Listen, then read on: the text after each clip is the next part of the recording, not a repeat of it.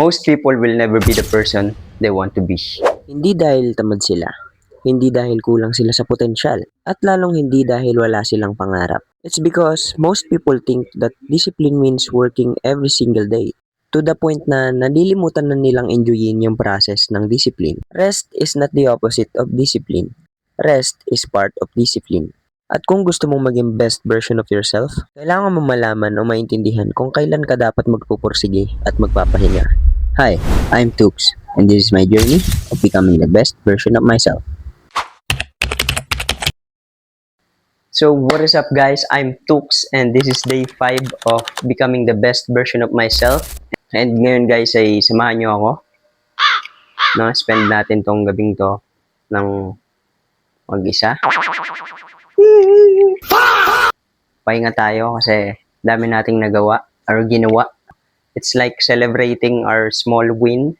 Kasi buong week natin practice yung pagiging disiplinado. So this is like a celebration, no? Dun sa maliit na tagumpay natin. Kasi survive natin yung 1 week. I think this is the time to rest. Kasi tao lang din naman tayo. Hindi tayo makakapunta sa next level kung pagod tayo. Ang bala ko talaga ngayon is manood ng TV. Tapos syempre, mas masarap manood ng TV kapag mayroong kinakain. Kaya, ilabas natin yun. So, yun.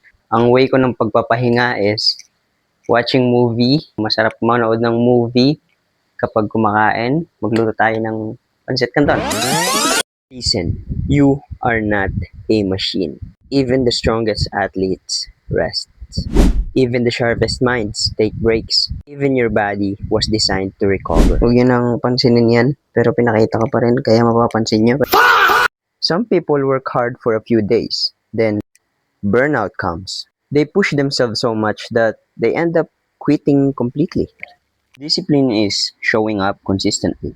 And sometimes, discipline means knowing when to rest. So, gusto ko sanang magkape, kaso nga lang, gabi na. Baka hindi tayo makatulog, kaya luto na lang tayo ng Milo. What? Luto ng Milo? Timpla ng Milo. Ito natin lalagay kasi gusto ko marami. Because rest is not the enemy of progress. Rest is part of progress. Take a walk, spend time with your family, laugh with your friends, watch the sunset, enjoy the life you're working so hard to build. Sabi nga nila, okay lang magpagod, pero wag naman yung sobrang pagod kasi need din ng katawan natin ng pahinga. Hindi naman tayo halimaw eh. We need rest. Pag inabuso natin yung katawan natin, tayo rin yung magdurusa. So, pahinga tayo guys. Pahinga rin. So, nakakulo na siya.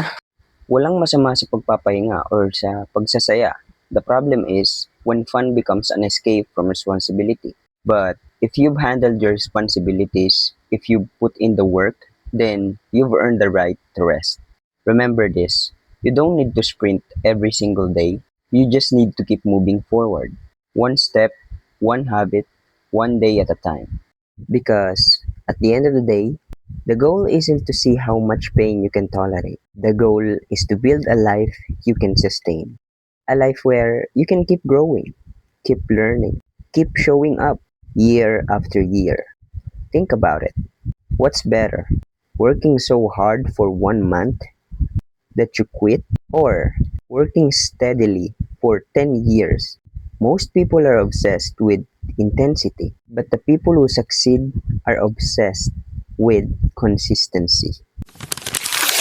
They understand that progress isn't made in one massive effort. It's made through hundreds of small actions repeated over and over again. And sometimes, the most productive thing you can do is rest.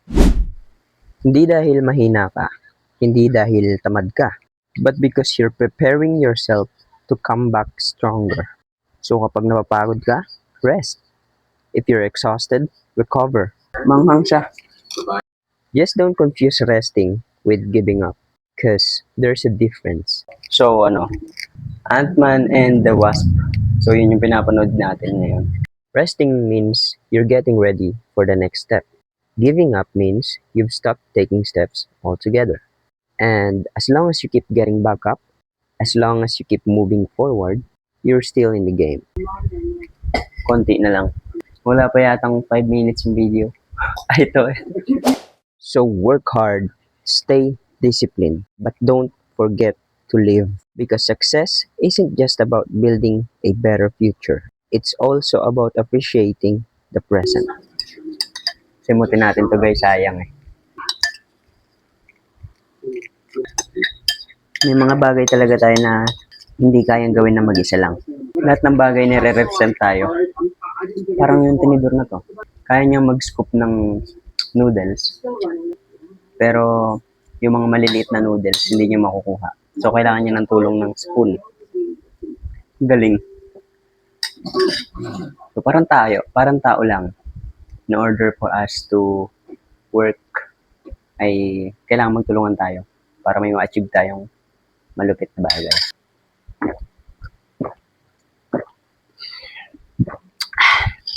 Yun. Tapos na ako kumain. Hindi ko pa natapos yung movie. Pero, yan. This is Tux, and this is day 5 of becoming the best version of myself.